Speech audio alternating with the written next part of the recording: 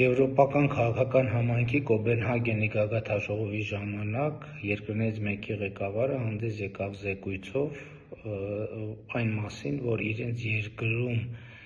դեզինֆորմացիոն տեխնոլոգիաներ կիրառողները նախապես հանդես են եկել սոցիոլոգիական հարցումով, պարզելու համար, թե որ ոլորտներում դեզինֆորմացիան է, որ հանրության վրա առավել մեծ նեգատիվ ազդեցություն կունենա նրանց տրամադրելու պետության և կառավարության դեմ, և պարզվել է, որ դրանք 4 ոլորտներն են. առաջինը ազգայնությունը կամ ազգայինությունը, երկրորդը եկեղեցին,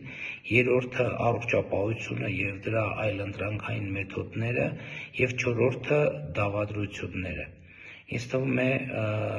պարզ է, թե առակս ինչ է ցուցանում, և հաջորդ հետևությունն այն է, որ մեր հանրությունը այնուամենայնիվ շատ հարցերով շատ չի տարբերվում եվրոպական շատ հանրություններից։